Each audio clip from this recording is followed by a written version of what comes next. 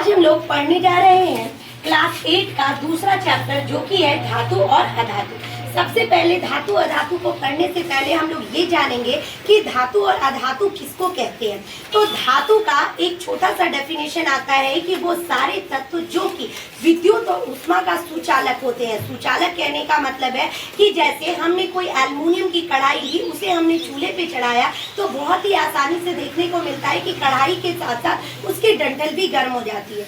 इसी तरह से लोहे का कोई बर्तन जब हम चूल्हे पे चढ़ाते हैं तो उस बर्तन के साथ साथ वो साइड वाला पार्ट भी गर्म हो जाता है। तो इससे पता चलता है कि वो क्या है, तो वो ऊष्मा का सुचालक है। इसी तरह से अधातु का एक छोटा सा डेफिनेशन है कि वो सारे तत्व जो कि ऊष्मा और विद्युत का चालन नहीं करते हैं, जैसे लकड़ी, रबर, तो ये सारे तत्व अधातु के नाम से जाने जाते हैं। अब हम लोग डेफिनेशन पर आते हैं। तो ये डेफिनेशन भी वही है कि वो सारे तत्व जो ऊष्मा और विद्युत के सुचालक होते हैं धातु कहलाते हैं, और वैसे तत्व जो ऊष्मा और विद्युत का चालन नहीं करते हैं कुचालक होते हैं, वो अधातु कहलाते हैं। अब हम लोग देखने पे आए तो हम लोगों का दूसरा पार्ट होता है धातु का भौतिक रूप।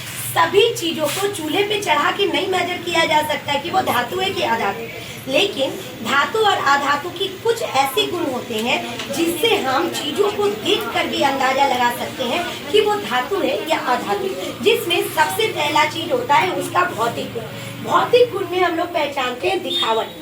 दिखावट जैसे धातुएं बेसिकली जो होती है वो भूरे रंग की दिखती है।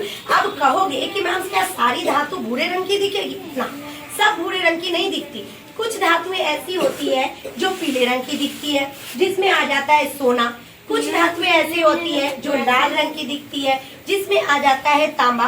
तो धातु का भौतिक गुण ये होता है जिसमें सबसे पहले आती है दिखावट, जिसमें धातुएं बेसिकली भूरे, लाल और पीले रंग की दिखाई देती है। अब आते हैं इसके नेक्स्ट पार्ट पे, जिसमें धातु का भौतिक अवस्था होता है। अवस्था कहने का मतलब है कि हमने पहले पढ़ रखा है कि अवस्था को ठोस, द्रव्य, गैस की कैटेगरी में मेजर करते हैं। तो सबसे पहले धातुएं जो होती है वो कमरे की ताप पर ठोस अवस्था में पाई जाती है। लेकिन यहाँ पे इफ एंड बट आता है कि कुछ धातुएं ऐसी होती है जो कि धातु तो है बट गिरगिट की तरह रंग बदल जाता है, क्योंकि उसमें धातु का गुण नहीं पाया जाता, जिसमें आता है पारा। पारा यानी कि मर्क्यूरी। मर्क्यूरी अपने आप में क्या है, तो एक धातु है, लेकिन बेसिकली वो कमरे की ताप पर द्रव्य अवस्था में पाया जाता है। इसी के साथ आता है सोडियम और पोटासियम। ये भी ठोस दिखाई तो देता है बट ये इतना मुलायम होता है कि इसको आसानी से हम लोग चाकू से काट सकते हैं, और ये भी धातु की कैटेगरी में आता है, क्योंकि धातु का एक गुण ये भी है कि धातु कमरे की ताप पर कठोर अवस्था में होती है, लेकिन सोडियम पोटासियम जो है वो मुलायम होता है और इसे आसानी से हम लोग चाकू से काट सकते हैं। अब हम लोग आते हैं इसके नेक्स्ट पार्ट में, जिसमें धातुओं की भौतिक गुण में पहला आता है चमक। यानी कि इससे पहले हम लोगों ने पढ़ा कि धातुएं दिखावट में लाल, भूरे या फिर पीले रंग की होती है। दूसरा हमने पढ़ा कि धातुएं कमरे की ताप पर ठोस अवस्था में पाई जाती है या फिर बहुत कठोर होती है। तीसरा गुण है कि धातुओं में चमक होती है। धातुएं जो होती है उसमें चमक का गुण भी पाया जाता है। नेक्स्ट है आघात वर्धनीयता। आघात वर्धनीयता का मतलब है कि धातुओं में एक ऐसा गुण पाया जाता है जिससे धातुओं को पीटकर पतले चादर के रूप में बदला जा सकता है। जैसे एल्युमिनियम फॉइल के बारे में हमने सुना है, जिसमें हम बेसिकली खाना लपेटने का काम करते हैं। वो एल्युमिनियम जो कि एक धातु है उसको फॉइल के रूप में बदल दिया गया, क्योंकि उसमें आघात वर्धनीयता का गुण था। हमने सुना है कि लोहे की चादर पाई जाती है, तो लोहा भी एक धातु है जिसको पीटकर पतले चादर के रूप में बदला जा सकता है, यानी उसमें भी आघात वर्धनीयता का गुण पाया जाता है। नेक्स्ट होता है तन्यता। धातुओं में तन्यता का गुण पाया जाता है। तन्यता का मतलब होता है कि धातुओं को खींचकर हम पतले तार के रूप में बदल सकते हैं। जैसे लोहे का तार होता है, एल्युमिनियम का तार होता है, तांबे का तार होता है। तो ये सभी तार कैसे बन पा रही है, क्योंकि लोहा, एल्युमिनियम, तांबा ये एक तरह का धातु है, और जब धातु को खींचा जाता है गर्म करके तो वो बहुत ही आसानी से पतले तार के रूप में बदल जाता है। नेक्स्ट हम लोग देखते हैं ध्वनि। धातुओं में एक गुण और पाया जाता है जैसे कि ध्वनि, यदि लकड़ी को हम पीटने जाएं तो लकड़ी को कितना भी पीटे उससे उतनी आवाज नहीं उत्पन्न होगी जितना कि एक लोहे के बर्तन को यदि पीटा जाए तो आवाज उत्पन्न होगा। तो इससे पता चलता है कि लोहे या फिर किसी धातु में ध्वनि का गुण पाया जाता है। नेक्स्ट, ऊष्मा की चालकता। कोई भी धातु बहुत ही जल्दी ऊष्मा का चालन करता है, इसीलिए बेसिकली खाना बनाने का जो बर्तन होता है वो धातु का बनाया जाता है। नेक्स्ट होता है विद्युत की चालकता। विद्युत की चालकता कहने का मतलब है कि कोई भी धातु में विद्युत का चालन का गुण पाया जाता है, इसीलिए कॉपर का तार बनता है, तांबा का तार बनता है, लोहे का भी तार बनता है, एल्युमिनियम का भी तार बनता है, क्योंकि ये सभी धातु है जो कि विद्युत का चालन करती है। तो ये सारे गुण के बारे में जो हमने पढ़ा वो धातु का भौतिक गुण है। और अब पढ़ेंगे हम लोग अधातु के भौतिक गुण के बारे में। हम लोग धातु के भौतिक गुण के बारे में पढ़ चुके हैं, बारी आती है अधातु के भौतिक गुण की। धातु के भौतिक गुण से जस्ट ऑपोजिट यानी जस्ट उल्टा होता है अधातु का भौतिक गुण। लेकिन जैसे हम लोग धातु में पढ़े थे कि धातु में भी कुछ ऐसी धातुएं भी हमारे आसपास मौजूद है जो कि धातु होते हुए भी धातु के गुण को नहीं रखती है। उसी तरह से अधातुओं के बारे में भी हम लोग समझेंगे। जैसे सबसे पहले कि अधातुएं निष्प्रभता या फिर गैर चमकदार होती है। हम फिर से रिवीजन करवाते हैं कि धातुओं के बारे में हमने पढ़ा कि धातुएं चमकदार होती है लेकिन अधातु में चमक नहीं होती। सारी अधातुओं में ये गुण पाया जाता है कि वो भंगुर होते हैं या फिर टूटने योग्य होते हैं। इसमें कुछ अधातु अपवाद है जो कि ना तो भंगुर होते हैं और ना ही उन्हें कोई तोड़ सकता, और ये अधातु है हीरा। हीरा जो कि अधातु है लेकिन इसमें अधातु का गुण नहीं, जो सिर्फ हमारी उंगलियों की शोभा ही नहीं बढ़ाता बल्कि ये अपने गुण को भी प्रदर्शित करता है कि ये टूटने योग्य नहीं होता। आगे अधातु का तीसरा गुण आता है आघातवर्धन। हमने पढ़ा था कि धातुएं आघातवर्धन्य होती है, यानी कि इसको पीट कर हम पतली चादर के रूप में बदल देते हैं, लेकिन अधातु को यदि पीटने गए तो वो टूटकर पूरी तरह से अलग हो जाएगा। तो अधातु में आघातवर्धन्यता का गुण नहीं होता। हम इसको पीटकर पतली चादर या फिर तार के रूप में नहीं बदल सकते, और साथ ही साथ इसमें किसी तरह की कोई आवाज नहीं होती, क्योंकि हमने पढ़ा था कि धातुएं ध्वनिक होती है तो अधातुएं उसकी ऑपोजिट वे में काम करती है, यानी कि ये ध्वनिक नहीं होती। नेक्स्ट है विद्युत का सुचालक और ऊष्मा की कुचालक, यानी कि धातुएं विद्युत की सुचालक होती है, ऊष्मा की सुचालक होती है, इसीलिए खाना बनाने वाला हर बर्तन धातु का बना होता है। लेकिन अधातु एक ऐसी चीज होती है जो कि विद्युत और ऊष्मा की कुचालक होती है, जैसे लकड़ी, रबड़, ये सारी अधातु है जो कि कुचालक होती है, इसीलिए इसको अधातु की श्रेणी में रखा गया है।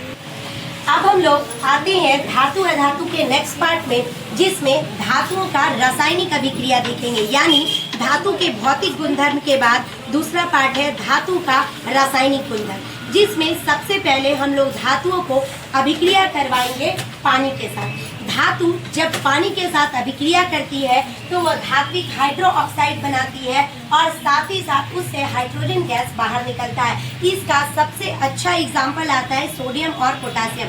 हमारे पास ये क्वेश्चन बहुत बार पूछा जाता है कि सोडियम और पोटासियम को कैरोसिन में डुबोकर क्यों रखा जाता है, तो उसका रीजन ये है कि सोडियम और पोटासियम बहुत ही ज्यादा अभिक्रियाशील धातु है, और जब सोडियम पानी के साथ मिलता है तो सोडियम हाइड्रो ऑक्साइड बनाता है और साथ ही साथ इससे हाइड्रोजन गैस बाहर निकलता है, और वो हाइड्रोजन गैस पॉप साउंड के साथ बाहर निकलता है। दूसरे पार्ट पे हम लोग समझेंगे अम्ल के साथ अभिक्रिया। कोई भी धातु जब अम्ल के साथ अभिक्रिया करती है तो वो लवण का निर्माण करती है और फिर उससे हाइड्रोजन गैस विमुक्त होता है।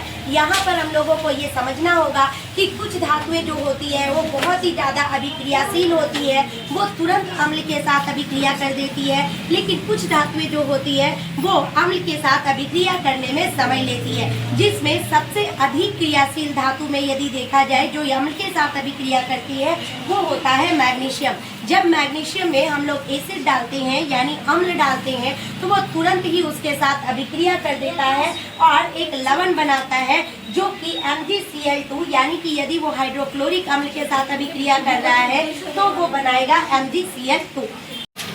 नेक्स्ट पार्ट है हमारा धातु का क्षार के साथ अभिक्रिया। बेसिकली यहाँ पे एक छोटा सा टिप है जो कि हमारे समझने के लिए ये कि धातुएं क्षार के साथ बिल्कुल अभिक्रिया नहीं करती, लेकिन कुछ ऐसी अपवाद में आने वाली धातुएं हैं जो क्षार के साथ अभिक्रिया करती है। तो ये अपवाद धातु क्या है? एल्युमिनियम, लेड, जस्ता यानी कि जिंक। जब ये धातुएं अपवाद के रूप में क्षार के साथ अभिक्रिया करती है तो ये लवण का निर्माण करती है। जैसे अगर Zn को हम लोग सोडियम हाइड्रोक्साइड जो कि एक हमारा क्षार है NaOH, इसके साथ अभिक्रिया करवाया जाएगा तो ये क्या बनाएगा? तो सोडियम जिंक ऑक्साइड यानी कि Na2ZnO2 बनाएगा और फिर इससे हाइड्रोजन गैस बाहर निकलेगा। कि जब भी कोई अधातु का रासायनिक गुणधर्म पढ़ने पे आए तो हमें जानना होगा कि धातु की तरह अधातु भी ऑक्सीजन से अभिक्रिया करता है। तो जब अधातु ऑक्सीजन से अभिक्रिया करता है तो वो अधात्विक ऑक्साइड बनाता है और ये अम्लीय प्रकृति का होता है, जिसमें सबसे पहले आता है सल्फर। सल्फर एक अधातु है और जब इसको ऑक्सीजन की उपस्थिति में जलाया जाएगा तो इससे जो गैस बनेगा वो सल्फर डाइऑक्साइड होगा और ये सल्फर डाइऑक्साइड अम्लीय प्रकृति का होगा। इसको हम लोग टेस्ट करते हैं। चलिए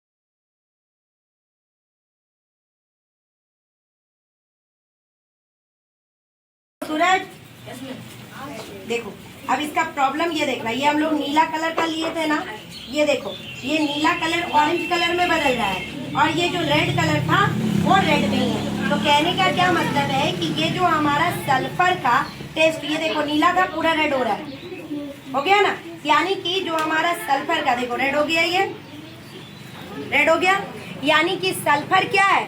तो यहाँ पे कहा गया कि सल्फर एक अधातु है जो ऑक्सीजन से अभिक्रिया किया, सल्फर डाइऑक्साइड बनाया और ये कौन सी प्रकृति का होता है? तो हमने यहाँ पे जांच किया कि ये अम्लीय प्रकृति का होता है। यही यदि हम लोग वो कॉपर जो चूर्ण मैग्नीशियम वाला था उसका जांच करते तो वो क्षारीय प्रकृति का होता, यानी कि वो ये लिटमस को बदलता, यानी रेड लिटमस को ब्लू करता और ये अम्लीय था इसलिए ब्लू लिटमस को रेड कर दिया।